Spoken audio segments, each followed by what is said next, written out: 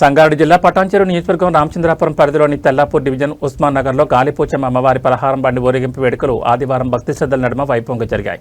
సంగారెడ్డి జిల్లా డీసీసీ అధ్యక్షుడు పరశురామరావు ఆధ్వర్యంలో నిర్వహించిన ఈ ఉత్సవాలకు స్థానిక ప్రజలు భక్తులు భారీగా తరలివచ్చారు. డప్పు చప్పుళ్లు, పోతరాజుల విన్యాసాలు, వివిధ దేవతామూర్తుల వేషధారణలో కళాకారుల ఆటపాటలు ప్రత్యేక ఆకర్షణగా నిలిచాయి.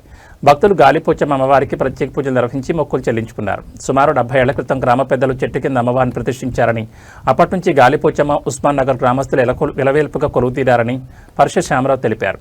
గత 9 ఏళ్లుగా ఈ ఉత్సవాలు ఘనంగా నిర్వహిస్తున్నామని, భక్తుల సహకారంతో ప్రతి ఏడాది మరింత వైభవంగా వేడుకలు నిర్వహిస్తామని అన్నారు. ఉత్సవాలకు వచ్చిన భక్తుల కోసం ప్రత్యేకంగా అన్నదాన కార్యక్రమాన్ని కూడా ఏర్పాటు చేశారు. ఈ కార్యక్రమంలో మాజీ సర్పంచులు కల్పన రామ్మోహన్ రెడ్డి, కల్పన శ్రీనివాస్, రామేశ్వరరావు, మాజీ ఉప సర్పంచ్ కావాలి రాములు, మాజీ వార్డు సభ్యులు పెంటయ్య, శ్రీలత, విష్ణు, కమలమ్మ, బాలరాజు, కుమార్, రవీందర్ రెడ్డి, వినోద్, రాములు, సత్యరెడ్డి, నరసింహరావు, నరసింహ, శేఖర్, మల్లేష్, అశోక్, గ్రామ పెద్దలు, భక్తులు భారీ సంఖ్యలో పాల్గొన్నారు.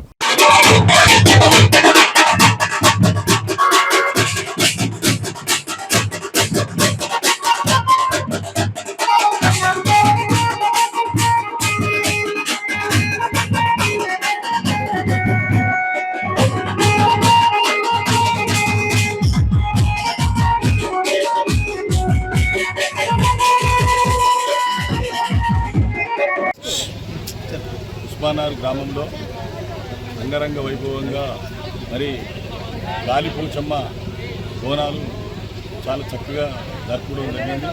మరి మా గ్రామంలో అందరూ పార్టీలకు అతీతంగా అందరి ఈరోజు చాలా చక్కగా అన్ని కార్యక్రమాలు చాలా దిగ్విజయం చేసుకోవడం జరిగింది.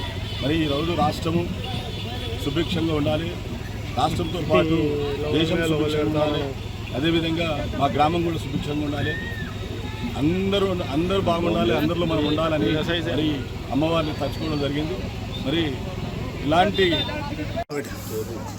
మరి ఈరోజు తెల్లాపూర్ డివిజన్ ఉస్మాన్ నగర్లో శ్రీ గాలిపోచమ్మ తల్లి 9వ వార్షికోత్సవం సందర్భంగా మా గ్రామ ప్రజలకు, చుట్టుపక్కల ప్రజలకు, పత్రికా విలేకరులు పేరున నా హృదయపూర్వక నమస్కారాలు. మరి ఈరోజు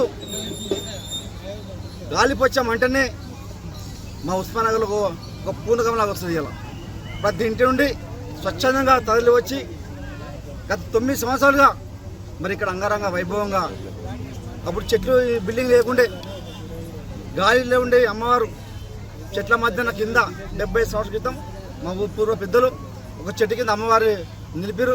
మరి 2018లో మేము అక్కడ గుడి కట్టించి విగ్రహ ప్రతిష్ఠ చేసి మరి అక్కడ నుంచి ప్రతి సంవత్సరం తండోపతండాలుగా మరి ఇక్కడ ప్రజలం అందరూ కలిసి అమ్మవారిని పూజించుకుంటున్నాం. మరి మేమే కాకుండా ఈ చుట్టుపక్కల రకరకాల కాలనీ వచ్చినాయి. రోజు నిత్యం అమ్మవారికి అలంకారం జరుగుతుంది, అభిషేకం జరుగుతుంది. రోజు ప్రతి అమావాస్య రోజు, పుణ్యం రోజు సుమారు 200 మందికి అన్నదానంగా చేస్తున్నారు స్వచ్ఛందంగా.